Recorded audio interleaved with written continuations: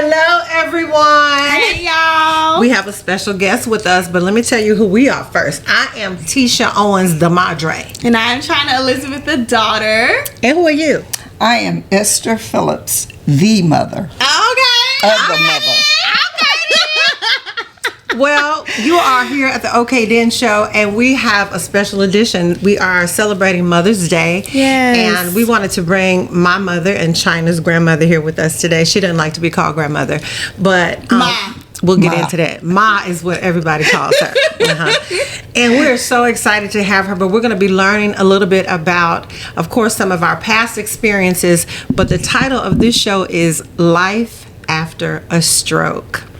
And what's so incredible about that is my mom is a survivor of a stroke, and so many people were praying for her and asking us how she had been doing. We thought, what better way to explain and share that than to have her on the show and let her tell herself about her experience. Yeah. So first we're going to get right into a little bit about us. So Chyna, are you excited to have Maher today? I am. I'm so excited. I'm excited too, Chyna. Yay. I'm so glad she's here with us and we get to talk. So a lot of people ask us about our cosmetic awareness and our style of how we do things, and a lot of it comes from our mother. Yes. And so we wanted to let you all see all the glamorosity with each of us here today. And we'll talk a little bit about that as well. But I want to say, like for me with my makeup, I started doing makeup as a young girl, but it was by watching my mom. She had her own cosmetic line, and she allowed us to play, or me per se, play in the makeup. And then she would have these makeup shows that I would have the opportunity to go with her and see how she was doing business and how she managed putting parties together and serving other women. And so that encouraged me and gave me the mindset that I wanted to do the same thing, that I wanted to be, just as amazing with applying makeup as well as providing great customer service. Yeah. So Chyna, what do you say about that? I would also say makeup as well. We all dabbed into some makeup. I now do that full time. So thank y'all for that, because I wouldn't know what I would be doing if it was not for makeup. I don't know. I just don't know. But also just her ambition. She's always been very driven. She gonna get her stuff done, and she gonna make sure she can do whatever she need to do, and she gonna be good at it, and she gonna be the best at it. Okay. Well, just to start off, even with my makeup, I got that from my mother. She Really? sold Avon products Wow. when we were growing up. So she always allowed us to play in her samples. And so I got interested early on about the makeup. Wow. So it was just kind of in my blood. Well, I remember But we got it all. the Avon gifts that Grandma May used to put in our little gift bags. Exactly. We would get a little deodorant roll-on. Y'all remember the Avon roll-on? Exactly. I don't know nothing about that. I do not. Yeah, Avon was a ministry back in the day. That's right. That's right. Okay. And so another thing, everybody knows my mom for her outstanding cooking. So I don't know if everyone has had the experience, but the thing about it is my friends always say to me that my mom's food is so good that if we happen to fall out, they want to know if we can still be friends with my mom. Yeah, that's funny. I love it because it is that good. Well, I can't say some of your friends are now my best friends. They call me instead of you. I know about what's going on in your friends' life more than you do. So I have to tell her what's going on with her friends. And that's from coast to coast. Yeah, that's true. I love it. That's hilarious. But I will say this, my mom is the one that cooks. Now, I know how to cook. I don't have a love for it though, like my mom does. And so that's one of the reasons we love fellowshipping at her house, because everybody knows when it's time to get a good fellowship and some great food and just some fun times, we're going to come and fellowship at her house. Yeah. So for you all that don't know about having that kind of fellowship, that right there is one that you want to experience before, the best. Yeah. That's right. And we can't talk about this day without talking about my mother. Yes, well, let's Who's talk no about longer with us. Let's talk about Nene May. But she was the cook of all cooks. Really? I mean, so I got that naturally too. She could Well, there were 12 of us, number one. Mm-hmm. So she had to be able to prepare enough food for everyone. So I just learned early how to cook large portions. I don't even own a small pot, I don't think. Sometimes I have to search to find something small if I'm going to make something small, because I'm just so accustomed to using the big pots like she did. Yeah. And so that's just, again, that's in my blood, just cooking. Well, it left. Yeah, it's After my mama. It stopped right here. Okay. So now I don't have that. Now I can cook some little small stuff with the whole soul food Sunday dinner. Oh, Chyna, I'm willing to give you some lessons. I know it. Do I want them? I do want them. But I want to go through the process. I don't know. She be up the night before cooking. That's right. That's how you do it. I mean, sometimes even 2 days. That's how you do it. I don't know. You gotta get it done. But the other thing she does too, sometimes she'll put it on in the morning before she leaves out, and when she comes back, the stuff is already done. Yeah. Who does that? Yeah. Early morning. Not me. That's right. That's right. You gotta get up early. Well, what we're going to do, we're going to transition here. We're going to talk about the subject matter that we have her on the show for. And for you all that don't know, my mom had a stroke. Mom, when was that? It was January 29th of 2021. Wow. 2021, January the 29th. And for all of us, that was a very hard experience. I remember personally getting the call. I don't even remember who called me.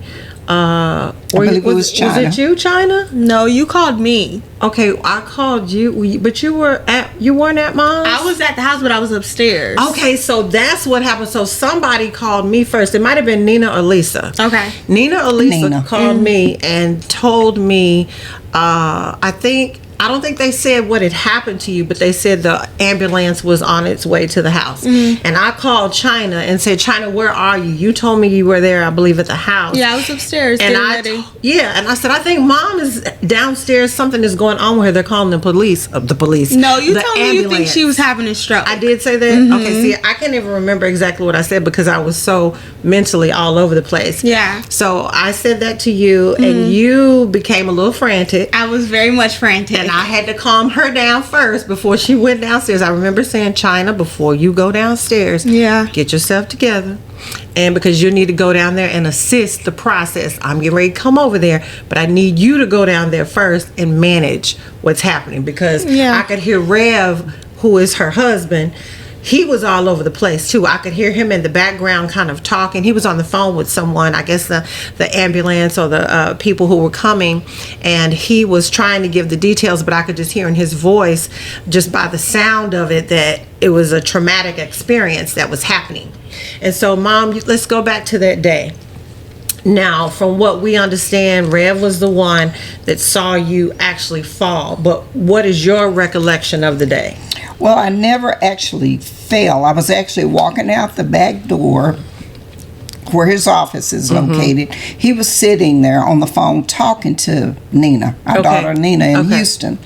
And as he was talking to her, he said, it took me a minute to unlock the door to go out where my car was parked. And then I dropped the keys. So then he asked me, what's wrong with you? And when I tried to respond, it wasn't coming out correctly. So he immediately saw that something was going on. And I recall I was very calm. I never got excited.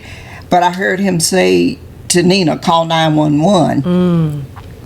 And after that, he basically jumped across that desk, and as I was falling, he did catch me, but my head, as I was going back, hit the wall just a bit, not hard, but I seemed to focus on that more than anything else because I didn't know I was having a stroke. He kept saying, I believe she's having a stroke. And I guess it dawned on him pretty quickly that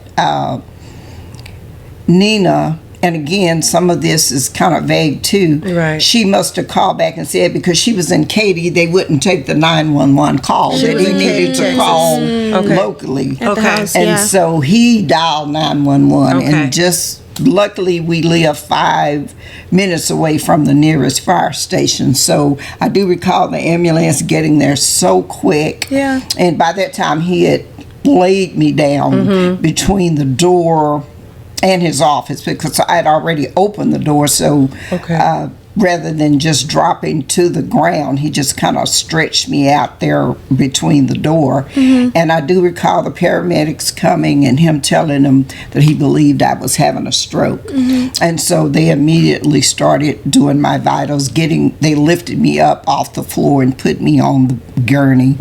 And what I recall is going to the hospital in that ambulance. I was still conscious. Thank the Lord I never lost conscious, because I was able to pray for myself, and I was praying aloud. I remember that exactly, asking the Lord to intervene, spare my life. God, please don't take my life. I've just got so much more to do. I just, I got work undone. I'm not ready to go. And the ambulance driver kept saying, "What did you say?" And I remember finally saying, "I was not talking to you." Oh, God.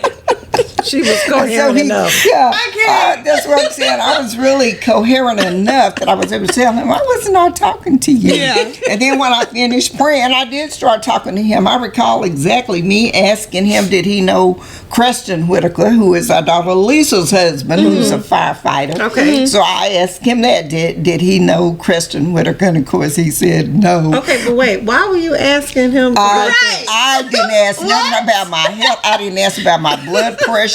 And I could hear him calling ahead to Methodists, telling them what my blood pressure was. But I didn't want to focus on that, because I was afraid that if I focused on it, I would get too nervous. I would get too afraid.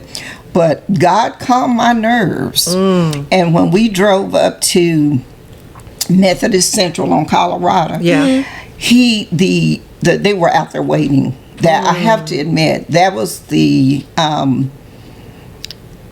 really, to me, an eye-opener. You know how you see things on TV and you see people going to the hospital in emergencies? Well, that day, the doctors, nurses were just standing outside there waiting on that ambulance to get there. So they immediately rode me into the emergency room and began to work. And of course, by then, I was going in and out a little bit, and they started hooking me up to different machines and IV, so I'm not sure if there was any sedative or anything in there, but I still remember I was very calm. I remember Rev being frantic. I do remember that, him just hysterical, being hysterical. And at that time it was during COVID, so they wouldn't let a lot of anyone in that room other than him. I remember so that. I was also worried about, I wasn't so much worried about Titia, because I know she's strong. I was more worried about the grandkids, my nieces, things like that. Lord,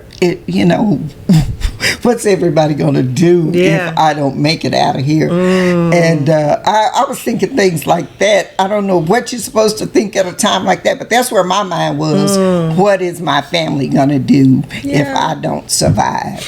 And because she is the glue. And not only that though, Mama, even like you were telling us about that experience, but even though you were going through that, what was your body feeling like? Do you remember feeling changes happening in your body at all? Actually, no, I really don't.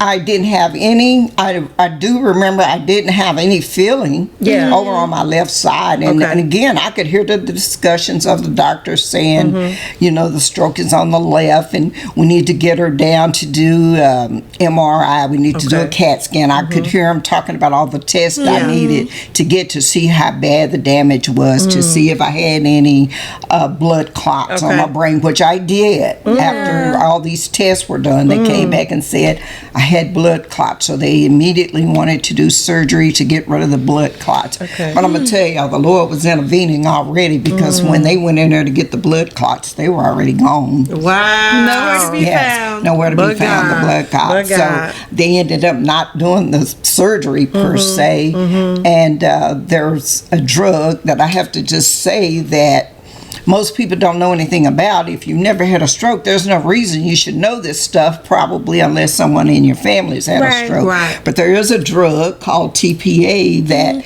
you can only get if you get to the hospital within a certain amount of time. Okay. And I hate to say right now exactly what the time frame is, but I believe it's around 30 minutes. Okay. And if you get there soon enough, you're able to get this drug that can reverse the effects of a stroke. Wow. And that's what happened. They, of course, had to discuss that with Rev and make sure it was okay, because you have to have permission to get this. And since I was not in a decision-making state at that time, they went to, of course, my husband and discussed it with him, and he agreed that they could give me the drug.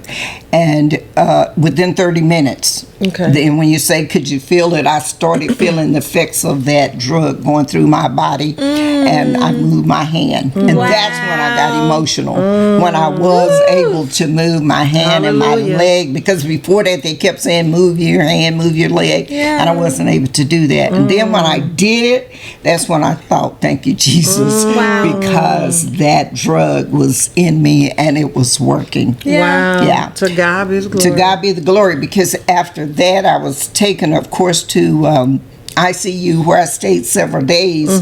But during that time, I mean, I amazed all the nurses. The speech therapist has to come in and check you out. The mobility specialist has to come in and check you out. I mean, they have so many different people.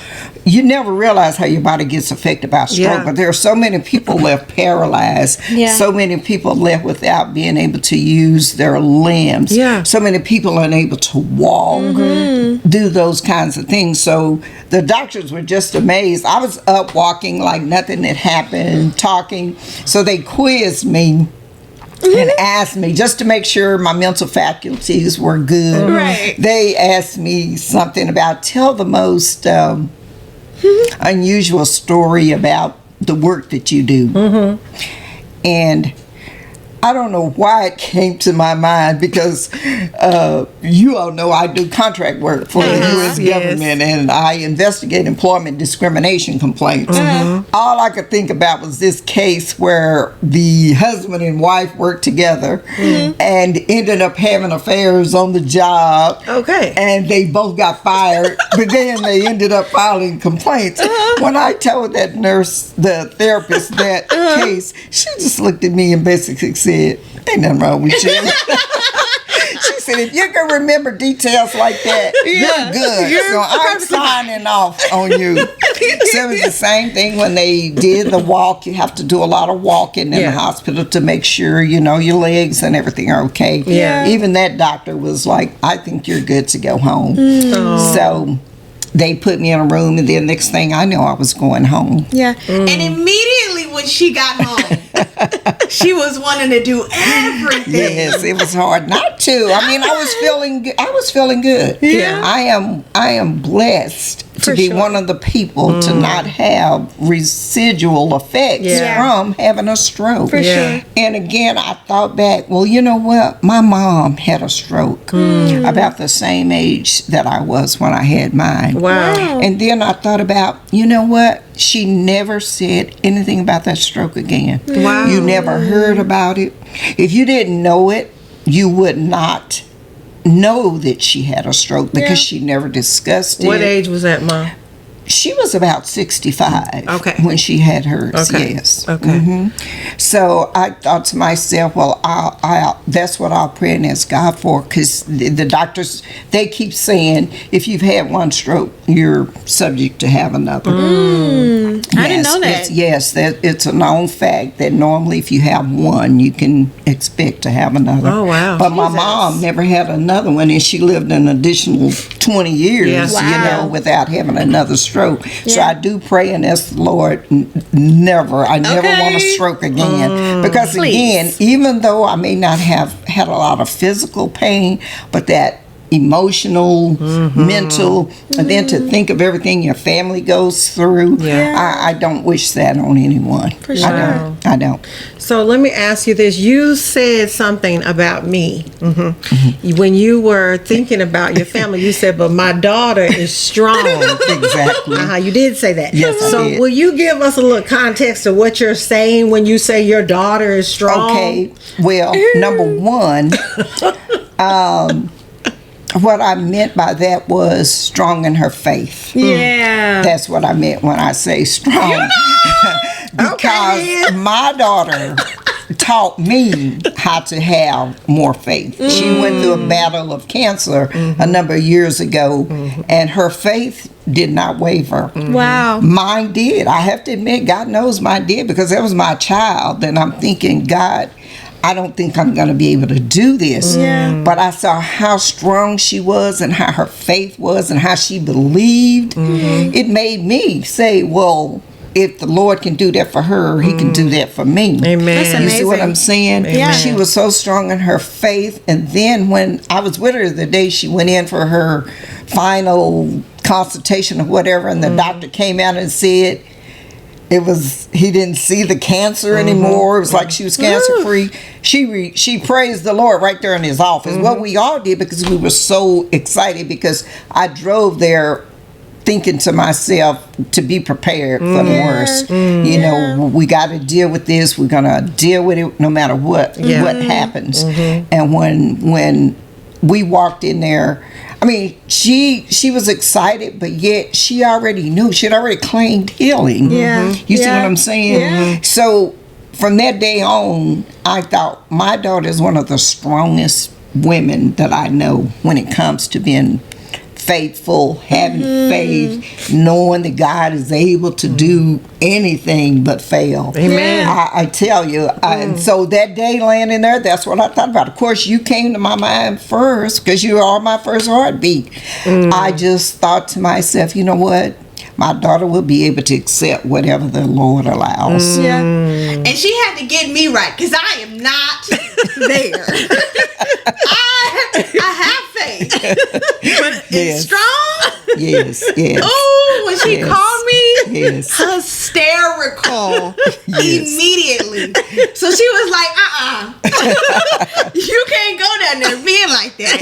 And then her seeing you like that, it's just not going to work out. Well, I remember when you came down the stairs, you and Khalees were together, and you all came downstairs. Yeah. And you were trying to ask me, and I know I was focusing on my head, because I think I heard you tell somebody I had fallen and hit my head. Well, that's kind of the way, because I think I couldn't say the word stroke. Yeah. Or that just wasn't sitting in with me right then that I was having a stroke, because I'm thinking, nothing's wrong with me. I haven't been sick. Yeah. My blood pressure's good. My cholesterol's good. I'm thinking, why would I be having a stroke? Yeah. So that I didn't want to even use the word. No, for sure. So I think I really focused when I talked to you that I think I hit my head. Yeah. You know, and so that's what I think you ran with. No, for sure. that I'd hit my head. No, for sure. And I just kept saying, you're okay. Later on, I heard a lot of different people say, you fell and hit your head. And I'm like, well, not exactly. So I thought that was Chyna. That is hilarious. Added to the story. Probably. So, Chyna, take us back to your experience that day. Well, I always get emotional because it was a very hard day. Just being there and seeing you, I can't take stuff like that. I mean, just even hearing it. What does taking stuff like that mean? Anything like detrimental or hearing Traumatic experiences. something traumatic. Yeah. Exactly. And it does not come easy. So when she told me that she may be having a stroke, I mean, when I say immediately, it was not a second where I didn't immediately start crying, because I'm like, I don't know how to handle stuff like this. I don't know what to do. Like, I just didn't know. So my mom had to calm me down. I'm sorry. And I tried to be calm a little bit. And then I went downstairs and they had set you in the seat. And so you were sitting there, and I just remember kept saying to her, like, you're okay. You'll be okay. It's fine. Like, you're okay. Mm-hmm. And still crying and trying not to be crying hard. I had to walk out for like 5 minutes because I'm like, I ended up calling you. Mm-hmm. And you were trying to calm me down too. And then Papa was not making it better. Papa was screaming like hysterical. I'm like, no, Papa, you're not helping this situation. Like, we just aren't. We can't all, because me and Khalees was both in there crying too. Like, we can't all be in here about to go crazy. So, I mean, that was it. I mean, I remember just them taking you, and I don't even remember what that day was. All I remember is going to the hospital after that. And we were sitting at the hospital like it was COVID, so only one person could be in there. So we all sitting outside the hotel, not the hotel, the hospital. Sitting on the bench outside, calling people.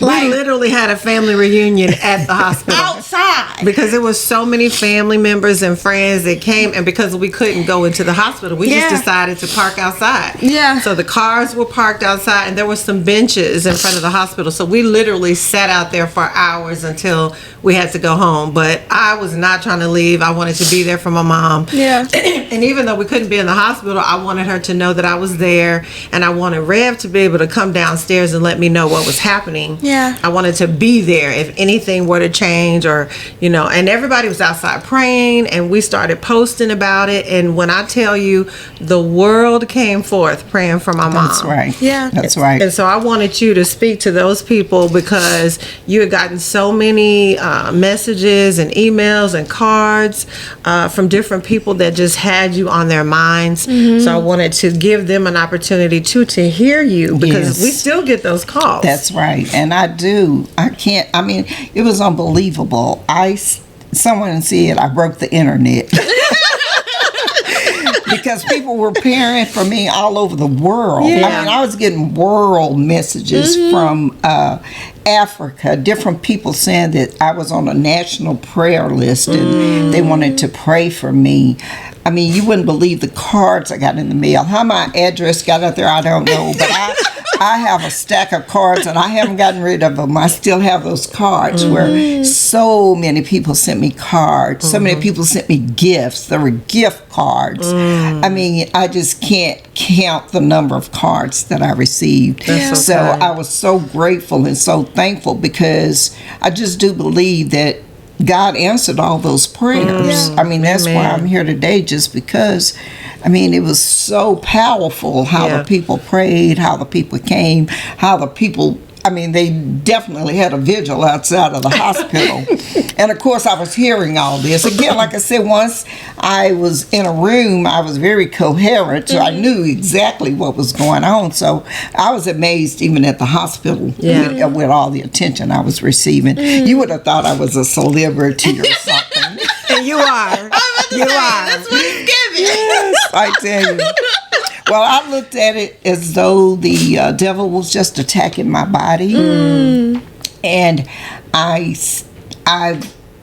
kept asking God, what are you trying to teach me? What am I supposed to learn from this? Not sure that I ever really got a clear answer on what that was, other than the fact to show that he still works miracles, because I was considered a miracle. The way the thing happened is I was considered a miracle. Amen. Yes. That's amazing. Yes. So, Mama, coming through that recovery process, when you got back home, what was that journey like? Like, what was the process weeks after? How did you feel? Well, I really did not feel bad. However, I have to admit, I enjoyed all of the attention, all of the love.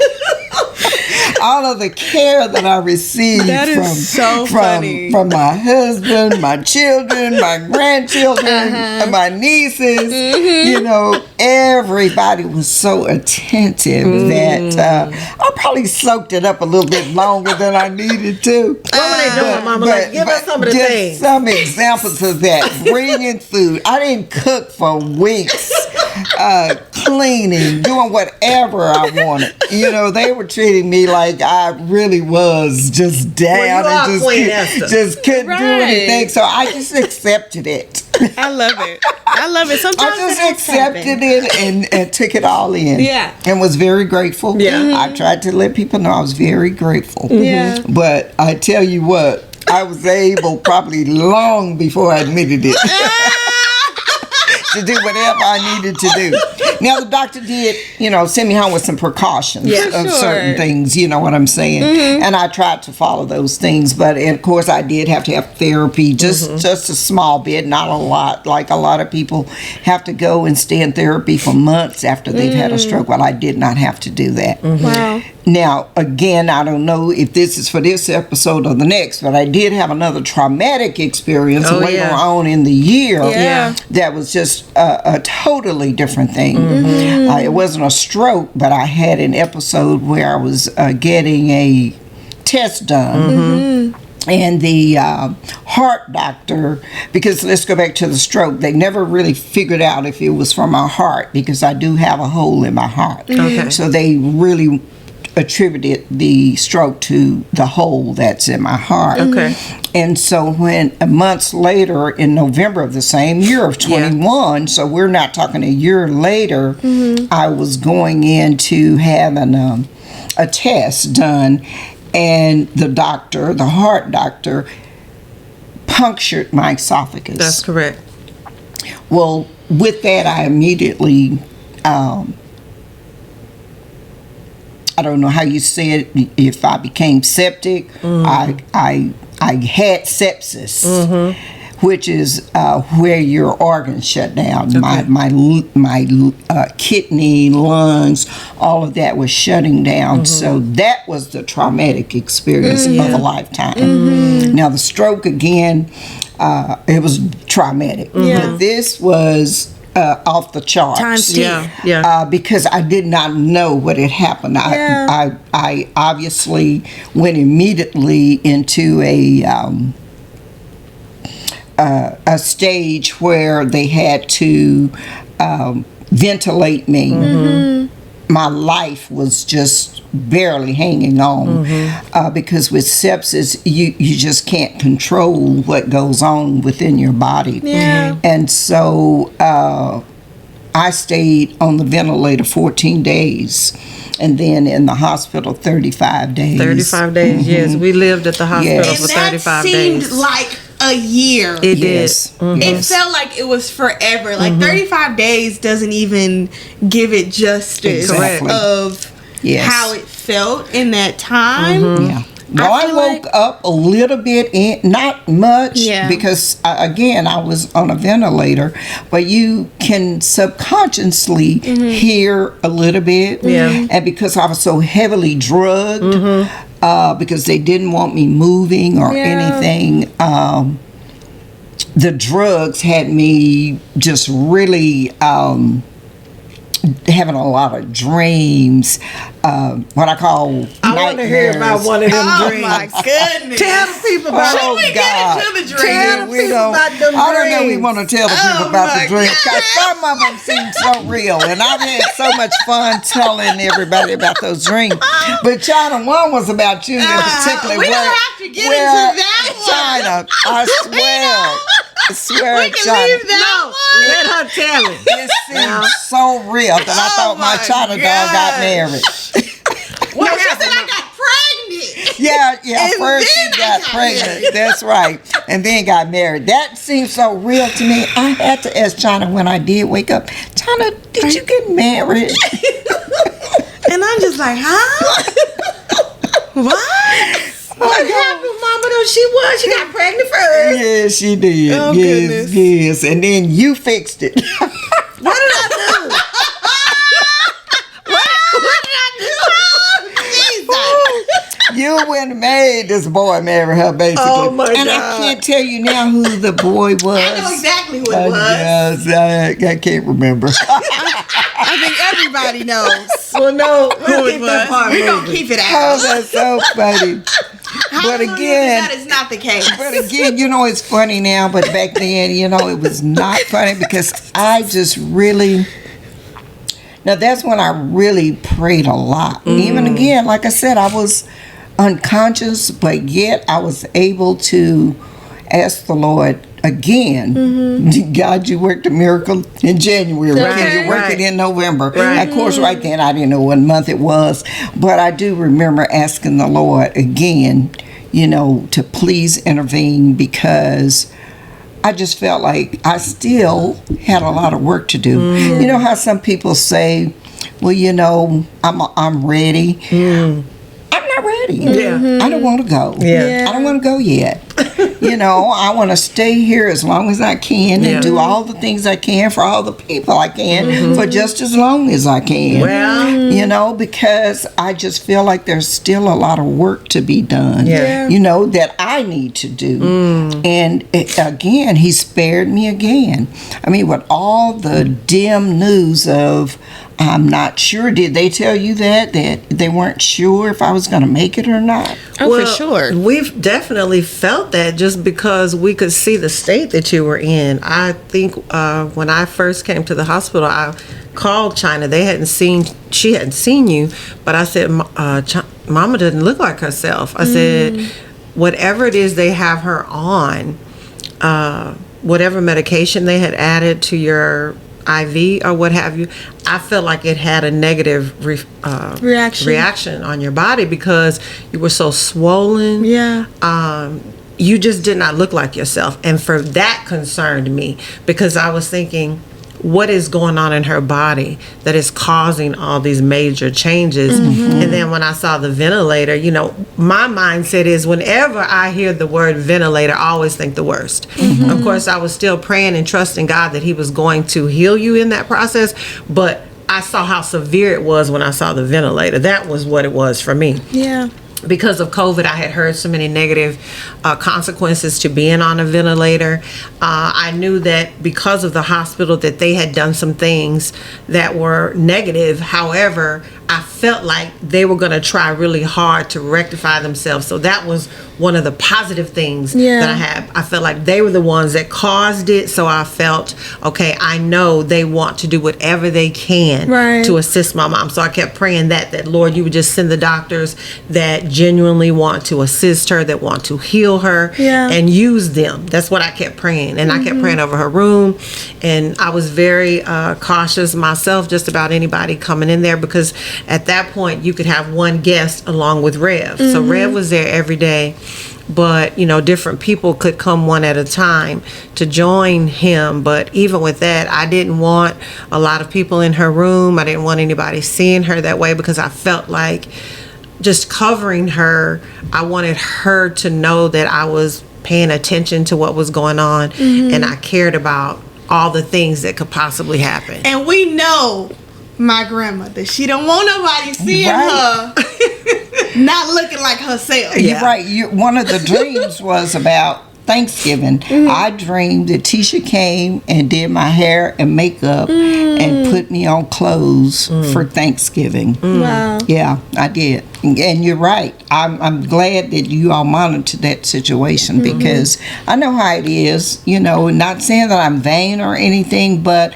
I know people get even more emotional when they see you looking different than you normally look. For sure. So I appreciate all of that. Yeah. But you're right. The hospital, they did everything that they could. They went above and beyond. As they should. Yes, as they should. Well, the reason why. Yes, as they should. Well, they did. They got me back to where I needed to be. Again, months and months of therapy after that because again in the bed 35 days you can't walk in the bed. Right. You can't do anything. That was far worse than the stroke. For sure. Yeah. So I had to have months of therapy after that and again the emotional part of it, thinking about my family when I was able to be conscious but still not talk, because again, right away I wasn't able to even speak.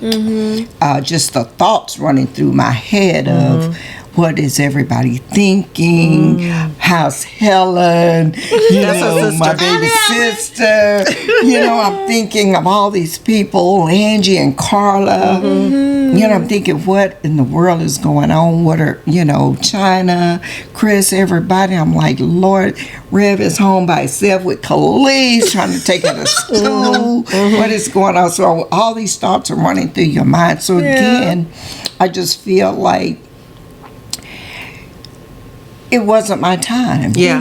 I just do believe that the devil tried again, and God just had to step in and show him who was still in control. Period. And what I remember was the 35 days that my mom was in the hospital, Rev never asked me to cook.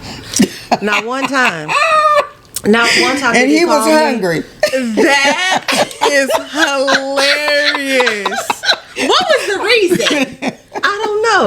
I'm still trying to figure that out. I think I know. But we're going to let it be. We'll have to ask Rev to come on the show one day and tell why he didn't ask Titia to cook. That is so funny. So I'm going to just interrupt real quick because my lips is getting a little dry. Oh, okay. Well, while you getting your lip gloss, I'm going to get my powder. Yeah, I'm going to get me some gloss because we've been talking. And I'm gonna get my powder first. My lips is getting real dry. Oh, you know what, Mom? I'm gonna hook you up first. I'm gonna give you a little, cause I know others first. Then you. That's what I thought about. Thank you. That's what I learned in the last episode. Yeah, give me a little shine down. Looks good. Gracias. Well, this is what I want to ask Mama. The one last thing. In this process of all these experiences, what has it taught you? What are things that you want to leave people with that may have gone through those things or could possibly go through it? What do you want to say to those people? Well, for one thing, to be more intentional about your health, more intentional about your relationship with the Lord. Yeah. More intentional about your relationship with your family. More intentional about your personal business. Because one thing you don't want to do is leave this world and your personal business is not taken care of. Good. So I encourage everyone to make sure your personal business is in order, because if it's nothing worse than to leave this world and your family has to come behind you and pick up the pieces of where you left your work undone. That's why I kept saying, Lord, I got some work to do. So I've tried to make it a point to make sure that I've dotted every I and crossed every T. And of course, we're not perfect and we'll never be perfect, but I've tried to do those things that I know that if something were to happen, that everything just wouldn't fall apart. So that's more than anything. And again, like I said, I've tried to really be intentional about giving God his glory, because sometimes we can, get lax in that, just taking things for granted. So I've learned just to not take life for granted. Rev is a pastor and does so many funerals, and one thing he always says is that life is like a vapor. And I do believe that, so I'm trying to live every day like I don't know if it's my last day or not. So I try to love everybody, be kind to everybody, and just have a positive view on life. That's so wonderful. And so do you have any future things that you'd like to do? Like, do you have any places you'd like to visit? Well, yes, I do still have a bucket list. I'm marking things off, but I'm going to Paris. I'm going to Paris. That is one place I have not been to Paris, but I'm going to Paris. If the Lord says the same. Yes. I love it. Good. Okay, so Chyna, why don't you end with what are you okay with? What am I okay with? In this experience. In this experience, I'm okay with God's plan and how he sees fit, whatever he decides. I didn't expect any of those things to happen to her. But to see her now, it is a blessing and it is a miracle. Yeah. And I've just been so grateful to see him work those miracles up close. Yeah. And to be a part of it. So, yeah. Yay. Yes. Mom, what are you okay with? Well, I'm just okay with life. I'm just grateful to be alive. Yeah. So I'm okay with life, with my family, with my health as it is right now. I'm just grateful for everything that's in my life. Yeah. That's wonderful. That's great. What are you okay with? What I'm okay with is what my mama said. Okay. I'm okay with, well, actually both of you. I'm okay with knowing that if we just trust God's plan and believe him in the process, he will handle it, whatever that is. And we have to be okay with whatever he chooses. We need to be okay with life in the sense of taking advantage of the opportunity while you can. Whatever you're going to do, go ahead and do it. Life is short. So take advantage of living for him. Take advantage of sharing about him. Take advantage of telling of his goodness. That's what I recommend. Yeah. You will find yourself having a joyful life knowing that you have depended on him and you've let him use you. So that's what I'm okay with. And so it has been such a blessing having our mom here and grandmother today. Yes. Ma's in the building. And we want you all to continue to subscribe to the OK Den Show. And comment. Yes, comment. Make sure you share with us any questions or comments or concerns that you may want to share about a life after a stroke, or even questions about going through the process of having one. You may know someone that has experienced that. Share with us, or even some different services that you all may use or know about that we could share about as well. Yeah. So we want you to continue to follow us, listen to us on all of the social media platforms. Apple Podcasts, Spotify, and on YouTube. Anchor. Anchor and Spotify the same thing. Yeah. And every Wednesday at 9 a.m. But make sure y'all subscribe and don't be just babysitting with us. Become a part of the family. Okay. Watch it on YouTube on Wednesdays at 9 a.m. YouTube. Okay. Okay then. Well. Okay then. Okay then. Bye then. Bye then.